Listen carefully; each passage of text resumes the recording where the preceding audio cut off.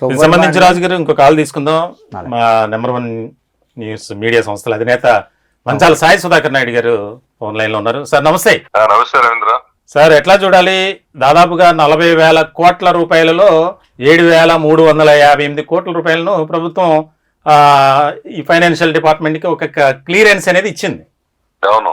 దీనికి సంబంధించి ఎట్లా చూడాలి, మిగిలినటువంటి బకాయిలను కూడా త్వరితగతిన రిలీజ్ చేస్తే బాగుంటుంది అనేది అందరి అభిప్రాయం సార్. అదే ఇప్పుడు కొద్దిలో కొద్ది ఊరట ఏంటంటే మనం ఆ రోజు 2 months బ్యాక్ మనం మీటింగ్ పెట్టాం. ఆ మీటింగ్ వీళ్ళందరూ బాధ వ్యక్తం చేశారు డైరెక్ట్ గా. మన లైవ్ ప్రసారాలతో ఇంటెలిజెన్స్ డిపార్ట్మెంట్ వాళ్ళు కూడా వెంటనే ప్రభుత్వానికి నివేదిక అందించారు. తర్వాత దానికి ఒక పార్టీ సంబంధం లేకుండా అన్ని రకాల పార్టీల నాయకులు వచ్చి వీళ్ళకి మద్దతు ప్రకటించారు.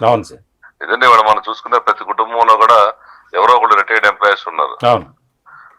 పవన్ కళ్యాణ్ వాళ్ళ ఫాదర్ కూడా కానిస్టేబుల్ నుంచి ఆయన ఇన్స్పెక్టర్ రిటైర్ అయ్యాడు. ఆయన కూడా అనేక మార్లు చెప్పాడు మా తండ్రి కూడా గవర్నమెంట్ ఎంప్లాయీ కానిస్టేబుల్ కొడుకు. అట్లాగే చాలా మంది కూడా ప్రభుత్వంలో ఉన్న వాళ్ళకి కూడా తెలుసు ఎంప్లాయీస్ కష్టాలేంటి.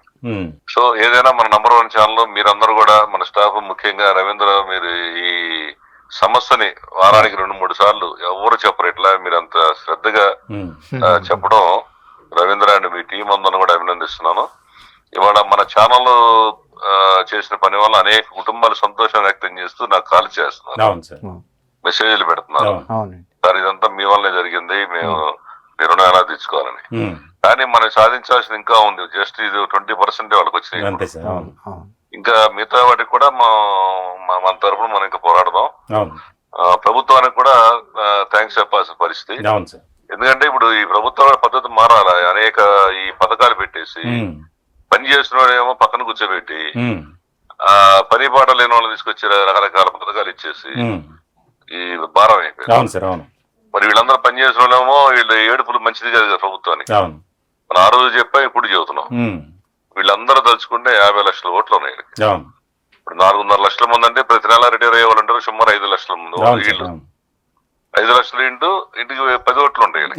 సొంత ఓట్లే, బయట కూడా చెప్పాల్సిన 50 లక్షల ఓట్ల ప్రతినిధులు వీళ్ళు. కాబట్టి ప్రభుత్వం కూడా మన ఆ రోజు వివరంగా చెప్పబట్టి స్పందించింది. నేను కూడా చాలా సంతోషపడుతున్నా.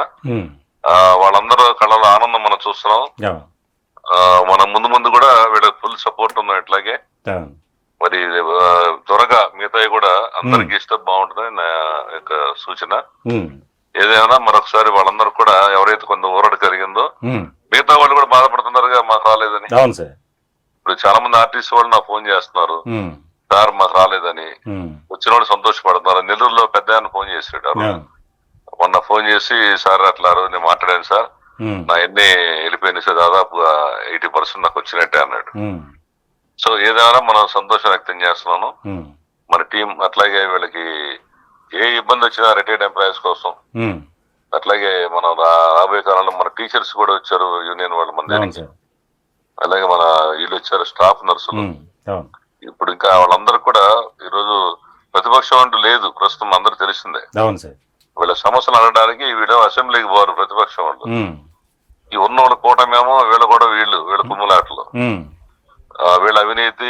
ఈ రోజు ఎమ్మెల్యే చూస్తున్నాం, వాళ్ళు కొట్టుకుంటాం, లేక రోడ్డు ఎక్కడం. ఈ పరిస్థితిలో సామాజిక అండగా మనం నిలబడటం నాకు చాలా సంతోషం.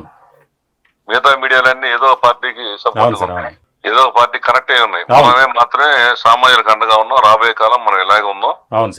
ఏదైనా మీకు మన స్టాఫ్ అందరూ కూడా ప్రత్యేకంగా మీకు ధన్యవాదాలు. అలాగే ఈ చూస్తున్న మన ఈ టీవీ చూస్తున్న రిటైర్డ్ ఎంప్లాయీస్ కూడా వచ్చిన వాళ్ళు సంతోషపడతారు. రాని వాళ్ళ కోసం మేము మళ్ళీ మీకు అలాగే తోడుంటామని తెలియజేస్తున్నాను. మరొకసారి మనందరం కలుసుకుందాం త్వరలో. తప్పకుండా సార్. మీకు ఈ సందర్భంగా మీరు నిజంగా మనం ఇంత విజయం సాధించామంటే దానికి సంబంధించి మీరు తీసుకున్నటువంటి స్టాండ్ ఏదైతే మాకు గో హెడ్ అని ఒక భుజం తట్టి మీరు ఇచ్చినటువంటి ధైర్యమే సార్ ఇంతటి విజయం. సమస్య లేదు, మనం ఎక్కడా కూడా ఏ పార్టీకి ఒత్తాసు పలకట్లేదు, ఏ నాయకుడికి కూడా మనం వంతు పాడటం లేదు. కాబట్టి ఖచ్చితంగా వీరి సమస్యలపై మనం అలుపెరగని పోరాటం చేద్దాం సార్. మీరు చెప్పినట్లు దీనికి సంబంధించి ఒక విషయాన్ని మీ దృష్టికి తీసుకురావాలనుకుంటున్నా. మన డెస్క్ టీం ఒక పోల్ పెట్టారు సార్, లైవ్ పోల్. ప్రస్తుత ప్రభుత్వ ఉద్యోగుల బకాయిలు విడుదల విషయంలో నెంబర్ 1 న్యూస్ పోరాటం ఫలించిందని భావిస్తున్నారా?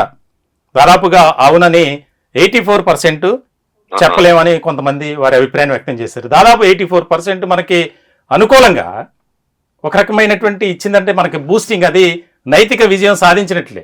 అలా అని చెప్పి మనం ఎక్కడా కూడా మన పోరాటం ఆపేది లేదు. ఖచ్చితంగా మీరు చెప్పినట్లు మిగిలిన బకాయిల కోసం కూడా మనం కంటిన్యూగా దీనికి సంబంధించి ఒక ఉద్యమంలా తీసుకుందామని చెప్పి మరొకసారి మీ ద్వారా ఈ లైవ్ చూస్తున్నటువంటి ప్రతి ఒక్కరికి మనం తెలియజేస్తున్నాం సార్. Thank you. మీ అభిప్రాయాన్ని అలాగే తప్పకుండా మన ఆ రోజు మన గెస్ట్ గా పాల్గొన్న ప్రముఖ తంత్ర జ్యోతిష్యులు రుక్మాంగద్ర గారు కూడా ఇంత నుంచి మీ నంబర్ ట్రై చేస్తున్నారంట, మన ఛానల్ నాకు ఫోన్ చేశారు. Okay sir.